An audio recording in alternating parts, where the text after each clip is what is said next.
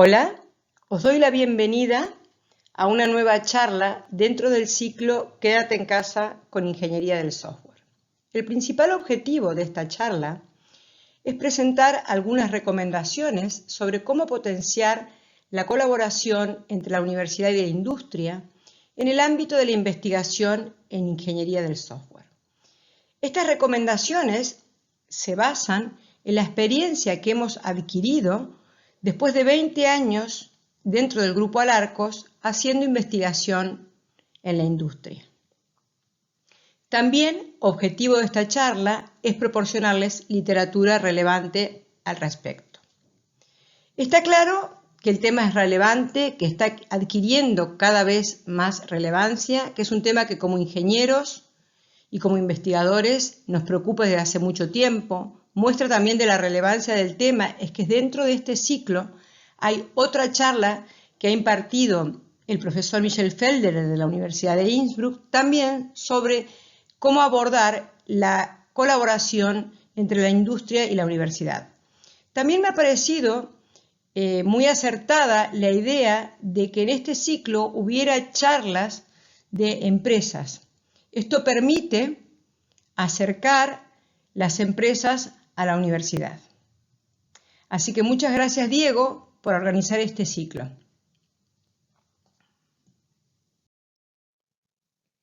Uno de los objetivos principales de un campo de investigación aplicada como es la ingeniería del software debería ser la transferencia y el uso generalizado de los resultados de investigación en la industria.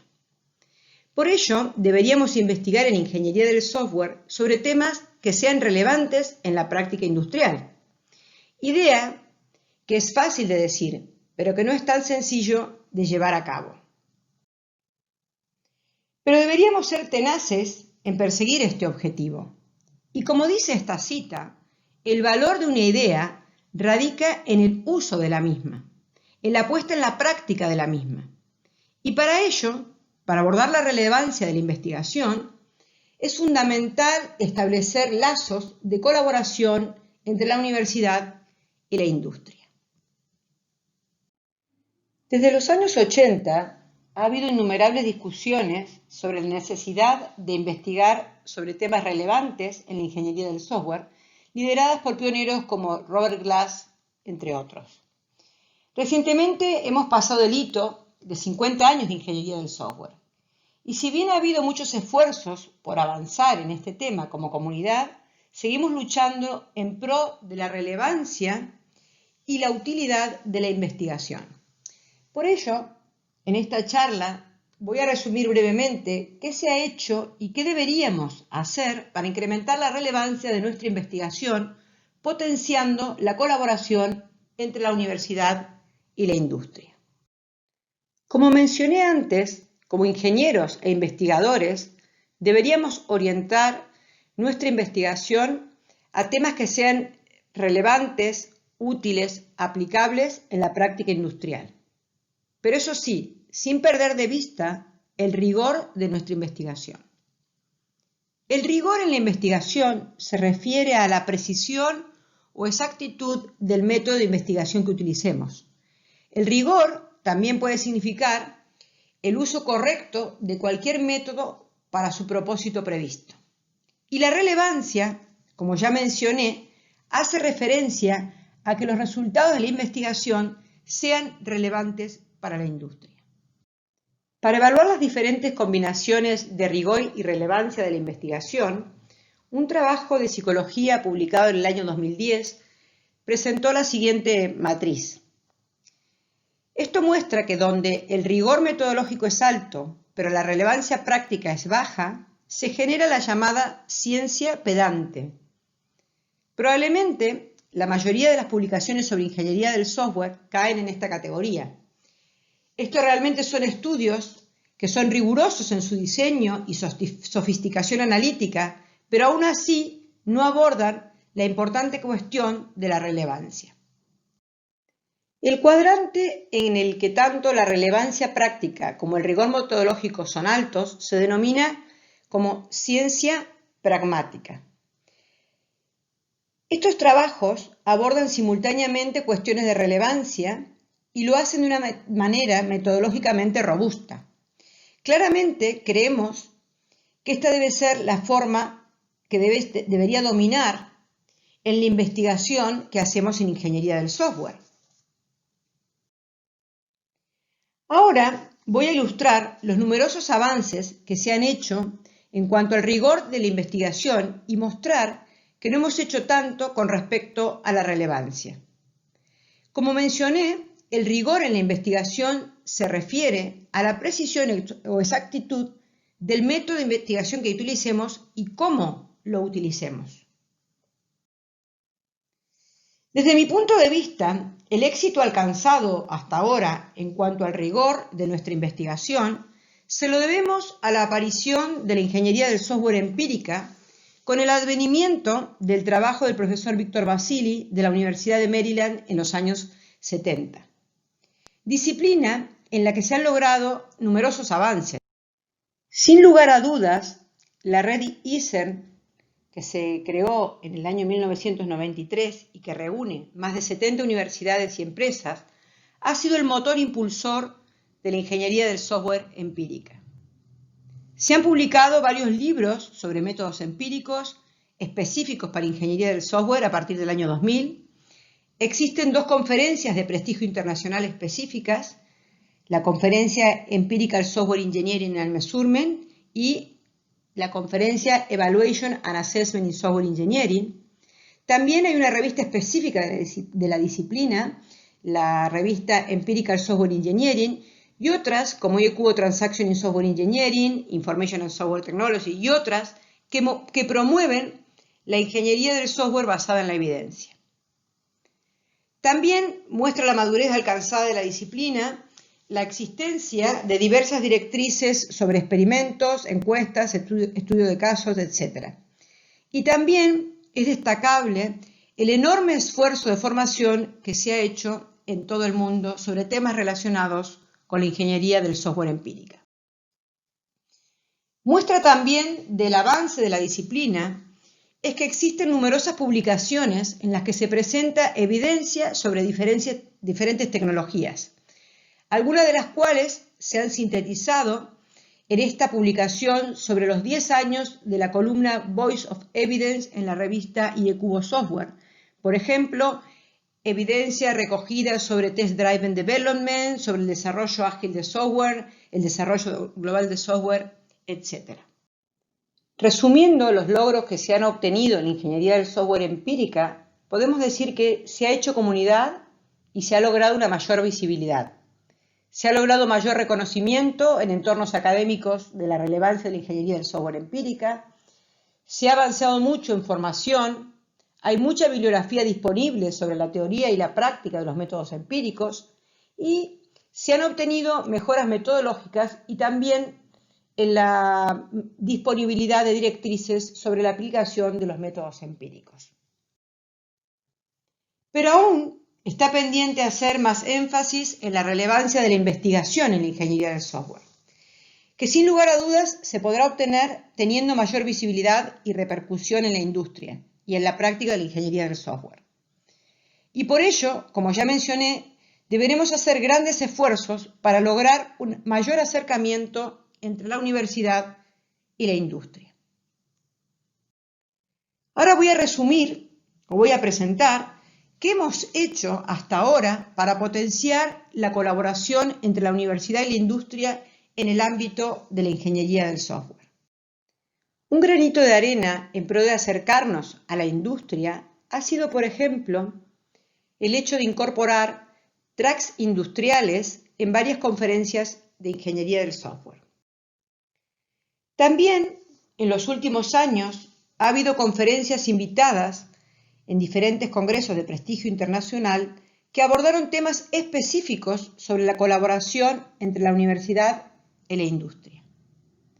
A modo de ejemplo, mencionar la charla de Klaus Bulin en el ESEM del 2016, en la que hizo especial hincapié en que el futuro de la ingeniería del software empírica pasa por mejorar la calidad de los estudios empíricos, tener una buena base para la construcción de teorías en ingeniería del software y para permitir a la industria tomar decisiones informadas utilizando realmente evidencia científica.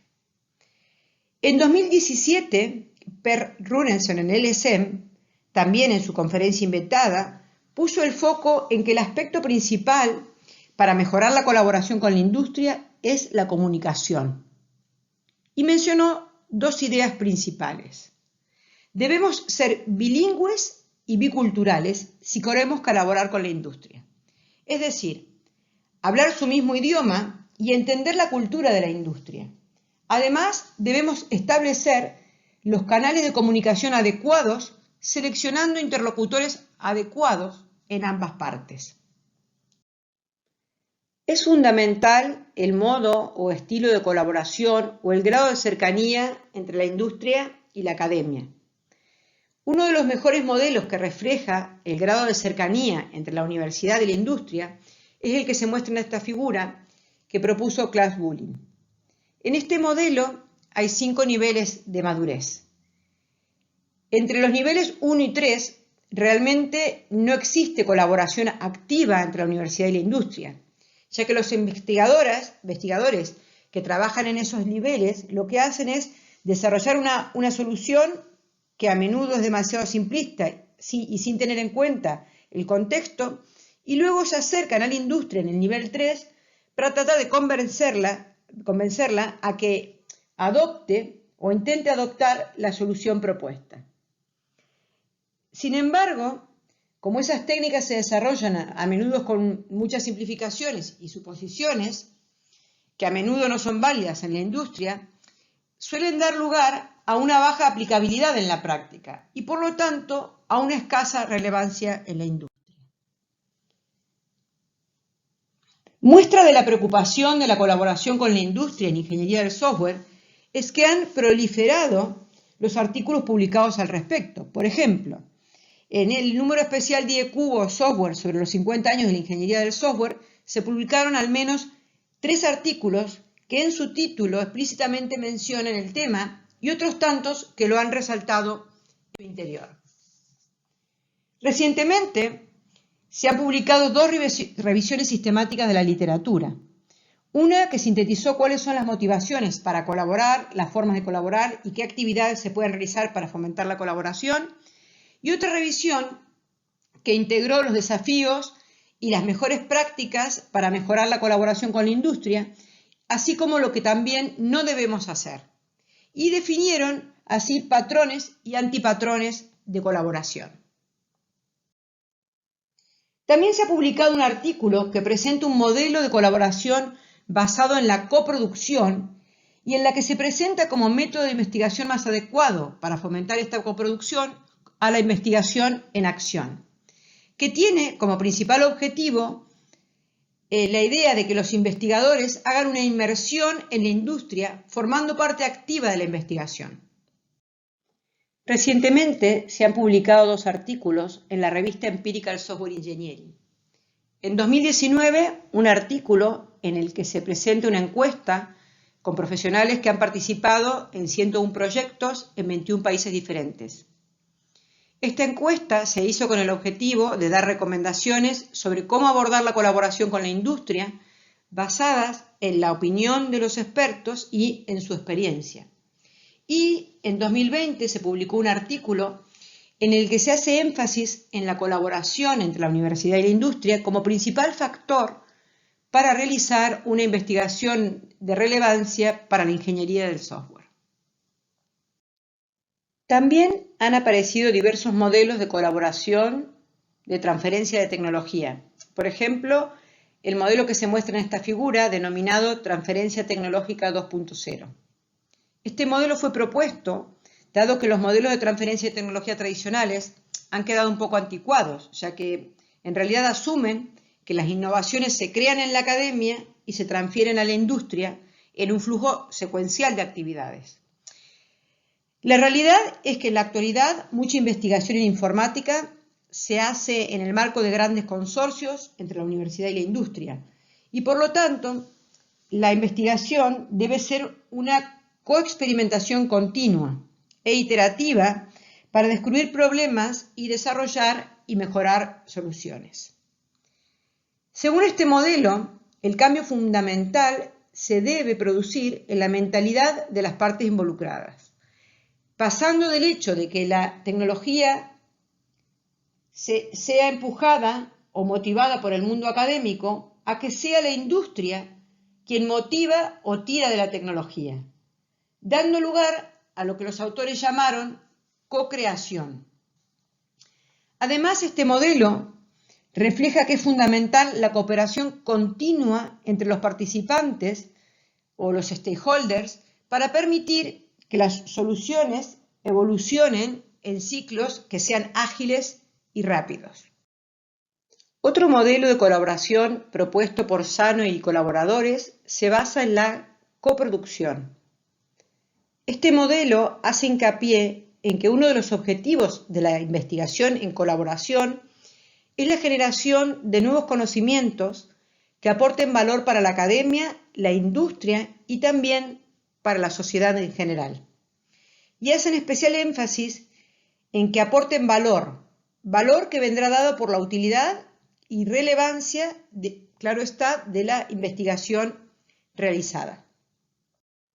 Bueno, hasta aquí he hablado de qué se ha hecho hasta ahora y a partir de aquí intentaré dar algunas recomendaciones basadas en la literatura y en la experiencia que hemos adquirido en más de 20 años en el Grupo Alarcos realizando investigación en ingeniería del software, colaborando con empresas nacionales y en el contexto de la comunidad de Castilla-La Mancha.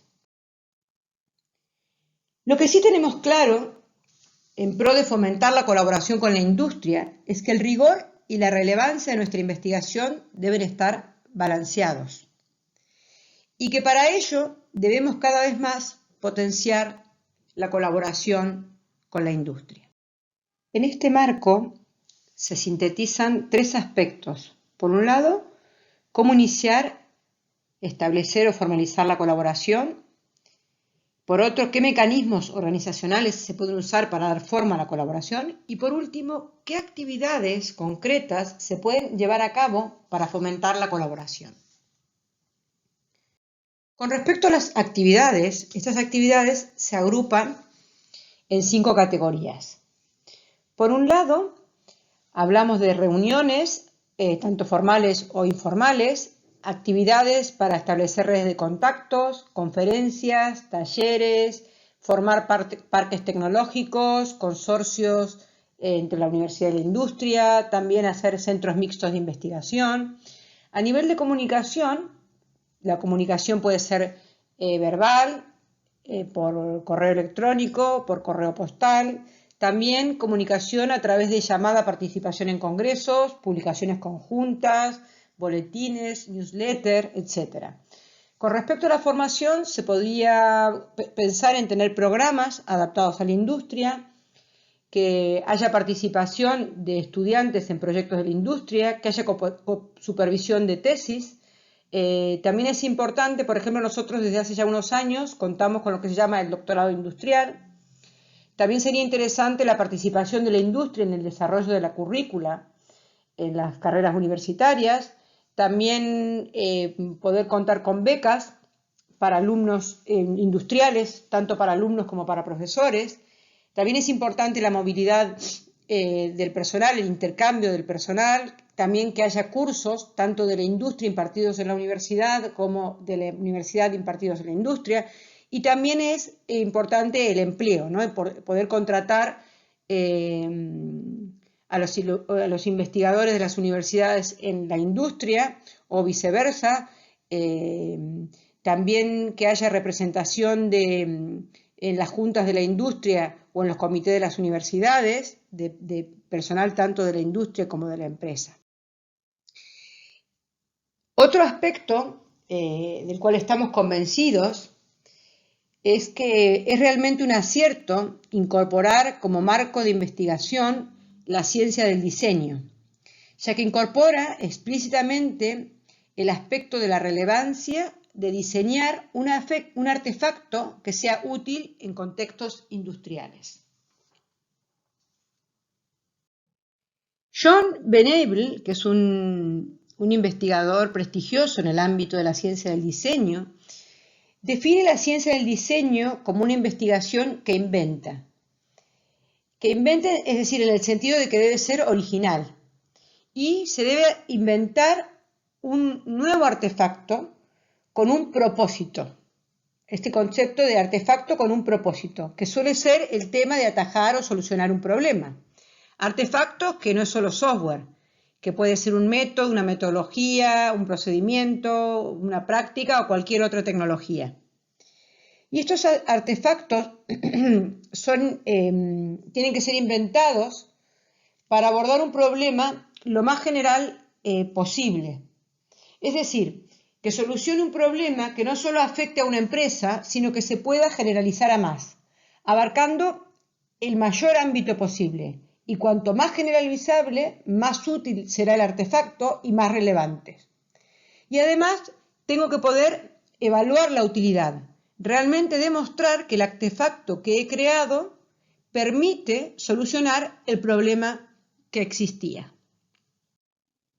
Otra persona muy relevante en el ámbito de la ciencia del diseño es Roel Vieringa, que escribió un libro de ciencia del diseño con enfoque en la ingeniería específico en la ingeniería del software.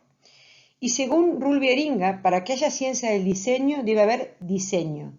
Diseño con la idea de inventiva, de inventar algo, con la idea de originalidad. Tiene que haber investigación, tiene que haber artefactos, y fijaros que introduce el concepto de contexto. Término muy importante, ya que al generalizar lo haremos con respecto a un determinado contexto o ámbito, porque la generalización al mundo mundial no es posible realmente.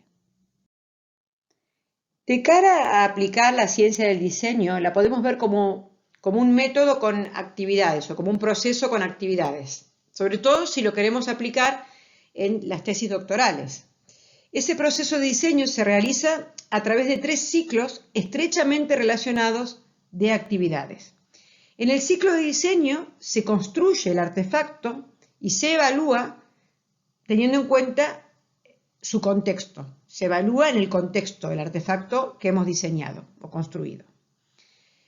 Pero ese artefacto que hemos construido debe abordar o solucionar un problema existente y relevante para la industria, ¿vale? Por eso, la investigación en ciencia del diseño debería iniciarse con el ciclo de relevancia, ¿vale? Hacer un diagnóstico del problema, ver que el problema existe, para quiénes son los interesados, etcétera, etcétera. Y luego el ciclo de rigor se refiere a que no solo para resolver un problema tengo que proponer un artefacto con un propósito, sino tengo que demostrar de manera rigurosa que realmente resuelve ese problema haciendo uso, por ejemplo, de los métodos empíricos. Y dentro del rigor tenemos que tratar de construir una teoría que generalice los resultados o la explicación de la utilidad del artefacto construido para un determinado contexto. En la ciencia del diseño tenemos 4 actividades principales. Quizás las más conocidas o las que más hayamos utilizado hasta ahora en la investigación en la ingeniería del software es la actividad de diseñar un artefacto, ¿vale? Un método, una metodología, un proceso y evaluar ese artefacto en su contexto. Pero además es importante la primera parte, que es la del diagnóstico del problema. Si queremos que nuestra investigación tenga impacto y hacer algo que sea útil y práctico en la industria, algo que sea relevante, como dijimos anteriormente, que deberíamos perseguir ese objetivo, debemos dedicarle tiempo a lo que es el diagnóstico del problema. Y otra actividad que también es menos conocida es, quizás la última, una vez que hemos obtenido los resultados, construir una teoría que permita explicar los resultados obtenidos. Por ello, me gustaría recalcar la necesidad de cuando iniciemos una investigación en ingeniería del software, si usamos la ciencia del diseño, lo primero que debemos hacer es un diagnóstico del problema, ¿vale? Plantearnos la motivación del tema que vamos a abordar, a quién le va a ser útil, en qué contexto, ¿vale? Entonces, a la etapa de diagnóstico del problema debemos dedicarle tiempo, ¿vale?, para poder entender el problema, ¿vale? Antes de proponer la solución, tenemos que entender el problema y saber que es un problema que existe, ¿vale?, y que alguien necesita que ese problema sea resuelto, ¿vale? Por ello, el ciclo de la relevancia es muy importante en la ciencia del diseño. Y por último, y ya para ir terminando esta charla, voy a presentar algunas buenas prácticas o lecciones aprendidas que, como dije, las hemos elaborado a través de nuestra experiencia de colaboración en proyectos con la industria durante más de 20 años y también de algunas buenas prácticas sacadas de la literatura. Es importante o fundamental basar la investigación en problemas del mundo real que atiendan a necesidades de la empresa, ¿vale? Y hay que asegurar que se involucra, que haya un compromiso de la dirección. Es importante la implicación real de las empresas, no solo por obtener una subvención, no solo por el dinero y la subvención. También hay que establecer los canales adecuados de comunicación. Hay que tener un patrocinador en la empresa. Es deseable una ubicación conjunta del investigador en la industria y es muy importante que haya personas que hagan de interfaz entre la empresa y la industria. Es decir, personas que entiendan de los dos mundos y que tengan esa habilidad de llegar al mundo empresarial. También es importante entender la cultura de la empresa. ¿Por qué? Porque la universidad hace prototipos, pero la empresa a veces espera productos perfectamente acabados y también es imprescindible ajustar los tiempos de la industria y la empresa, ¿vale? Porque a veces la empresa nos pide resultados a corto plazo, ¿vale? También tenemos que educar, ¿vale?, a la gente de la empresa porque realmente si quiere hacer investigación también tiene que tener en cuenta los plazos, ¿no?, de la investigación que queramos realizar. Es decir, no solo nosotros nos tenemos que preocupar por entenderlos, sino también tenemos que hacer que ellos nos entiendan. También es muy importante, a medida que vayamos avanzando en la investigación, que mostremos explícitamente los beneficios y los resultados que se van obteniendo. También es importante asegurar el aprendizaje continuo desde ambos lados, ¿vale?, que sea un aprendizaje mutuo. Hay que ser poco burocrático, hay que tratar de ser ágil en la colaboración. También una buena práctica puede ser realizar talleres y seminarios regularmente con la industria, que la industria venga a la universidad, ¿vale?, y que la universidad también imparta talleres en la industria. También es importante tener un plan de contingencia, ¿vale?, cuando colaboramos, porque muchas veces puede haber problemas culturales, sobre todo cuando son proyectos con diferentes países, y también hay que tener en cuenta que los cambios que pueda haber dentro de las organizaciones, el movimiento de personal dentro de las organizaciones, también hacen que se discontinúen muchas de las líneas de investigación que llevamos a cabo de manera conjunta. Y para finalizar, como os prometí al principio, os les voy a dejar una lista de referencias relevantes sobre todos los temas que he abordado en esta charla.